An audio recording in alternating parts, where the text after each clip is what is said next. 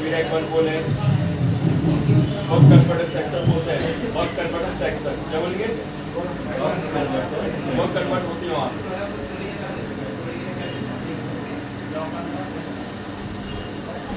मतलब कॉइल रहती है वो कन्वर्ट होती है, उससे करंट आगे पास होता है।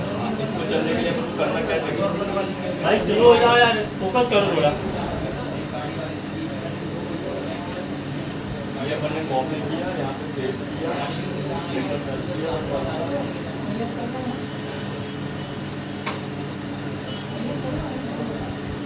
देखो इसके नीचे चलेंगे अपन, आप सर्च भी कर सकते हो, है ना, वन सेक्शन सर्च कर सकते हो। अतुल धीरे बोल,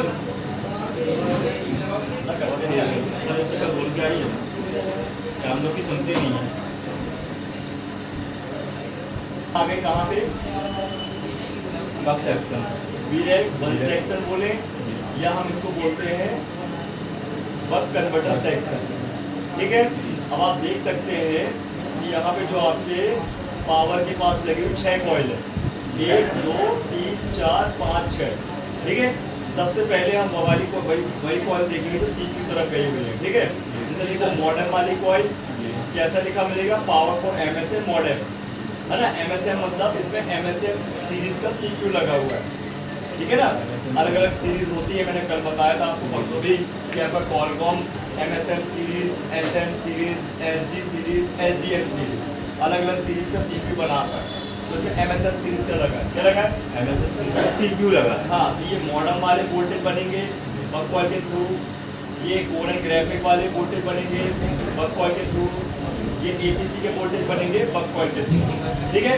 एक समझ के सब समझ में आ जाने वाला। देखिए सबसे पहले ये हमारा वीरेक 1 का सेक्शन है, इसमें आते हैं सबसे पहले वीपीएच पावर। आ रहा क्या, क्या यहाँ पे मुझे बताइए कि कोई प्रोटोकॉल है क्या, देख के बताना।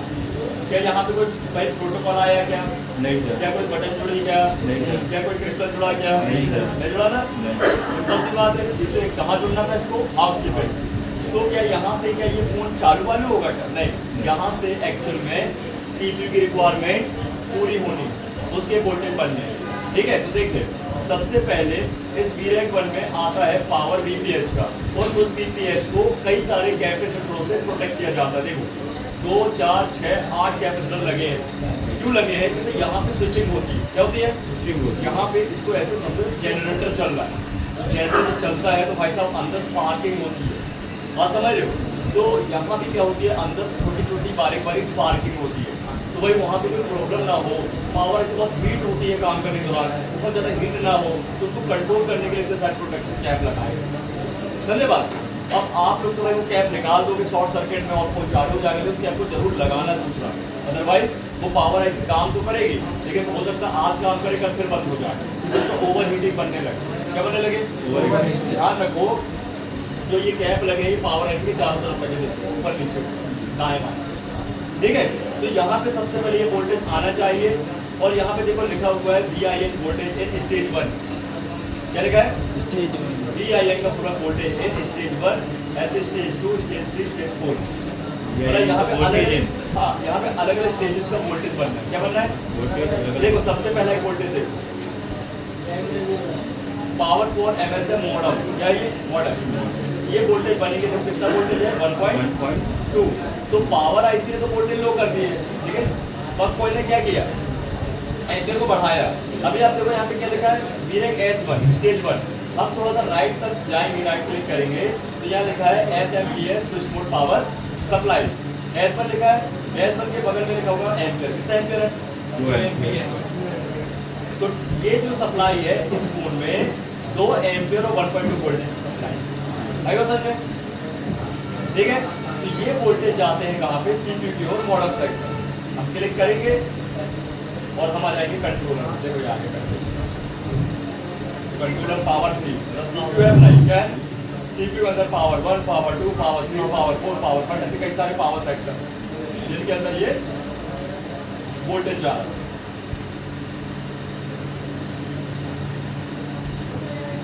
1.2 था ना जी, ये वाला है ना जी, काफी सारे हैं BDD कैपिटल लगे तो आप बोलेगा मैं इससे क्या समझूं? भाई समझो यार, इसी से तो आपका सिम सेक्शन नेटवर्क सेक्शन काम कर रहा है, फोन भी चल रहा है, डेड हो जाएगा। अगर ये लाइन शॉर्ट हो गई तो डेड ये हो जाएगा। ये देखो कैप में क्या है, ये घूमता जाता है, क्या होता है ये वोल्टेज सीपीयू के अंदर ही घूमता रहता है, देखिए खत्म ही नहीं होगा, ये रेल क्या अच्छा लगेगा, सब में घूमता रहता है। बीपीएच हाँ रेल भी आ गई, इवेंसी आ गई, लिखा इवेंसी घूमता रहेगा।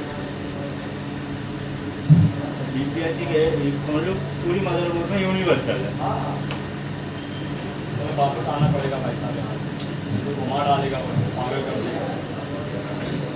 फिर से कॉपी करो, सर्च करो, ये आ गए वापस यूआई में, जिसके नीचे क्या है अपना वीरेक पर, आप वीरेक पर भी सर्च कर सकते हो, आ जाएगा। आई बात समझ में? तो भाई सबसे पहला वोल्टेज बनता है मॉडर्न वाला, कौन सा वाला? मॉडर्न। अब ये वोल्टेज जो करंट जब बनता है और जब ये सीपीयू को मिलता है तो सीपीयू भाई साहब बताना पड़ेगा सीपीयू को मैन पावर भी मिला कि नहीं मिला। तो इसी की एक लाइन बनती है, देखो लिखा हुआ है यहाँ पे वीरेक सेम वोल्टेज, फिर वो भाई ड्रॉप कर देती है, वापस दे रहा है, वापस दे देता है। तो आप देख सकते हो ये बोल रहा है, यहाँ पे लिखा है remote sense from MSN side, CPU की तरफ से ये सेंस कर दिया गया है कि भाई ये वोल्टेज मुझे मिल गया है, तो ये पावर है, इसको बता दिया गया है। लिखा है VFB मतलब वोल्ट फीडबैक। जैसे मैं आपसे पूछूं कि भाई आपको समझ में आएगा तो आप मुंडी हिलाओगे, है ना? समझ में आ गया? समझ में आ गया तो हिलाएंगे, नहीं आएगा तो फिर दो सेकंड ना मुंडी हिला देंगे, हाँ हाँ ना समझे? जैसे VFB मतलब VFB का मतलब फुल फॉर्म वोल्टेज फीडबैक मतलब रिवर्स आ गया। हाँ वोल्टेज फिर से आ गया था, क्या भाई मुझे मिल गया है, सिंपल सा ऑन करने के लिए चाहिए ना, मोड करने के लिए चाहिए, ठीक है?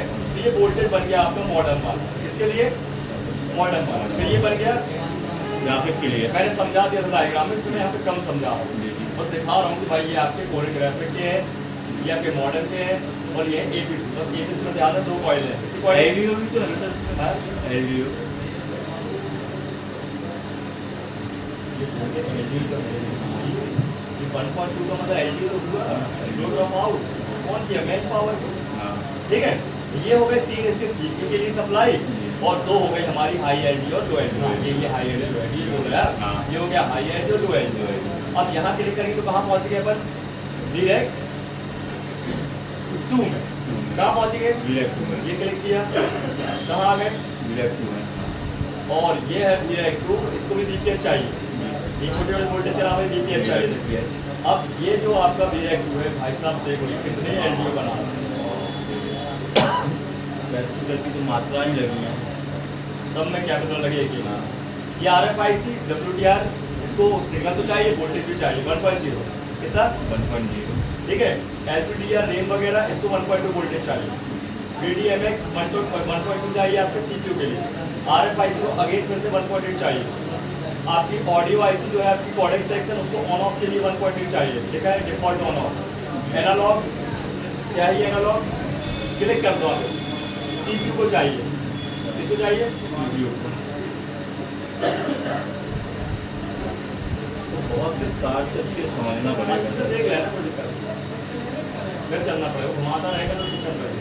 ज़्यादा गहराई में चले ज़्यादा गहराई नहीं जाते जाने की ना जरूरत है, जाने की क्या मतलब? जाना हो तो चले जाते हैं, जैसे बीपीएच को ले गए अपन पूरे घुमा के। बीपीएच तो समझ लो सब जगह घूम रहा है। हाँ ठीक है, ये आगे वापस तो अलग अलग है, जैसे इवेंसी हो गई आपकी, रेम के बाद रोम के लिए 2.9 वोल्ट, वाईफाई के लिए 3.3 वोल्टेज, सेंसर के लिए 2.8, मेमोरी कार्ड के लिए 2.9 वोल्टेज, ठीक है?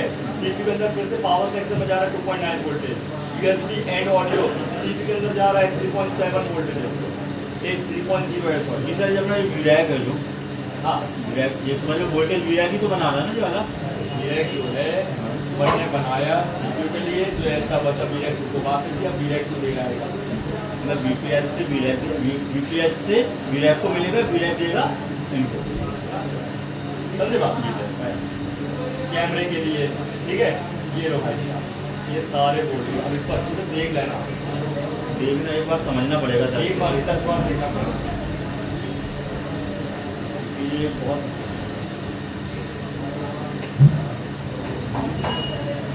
देखने में पूरा मैप लग रहा है, लेकिन बहुत अच्छे से समझना पड़ेगा कैसे जाना है।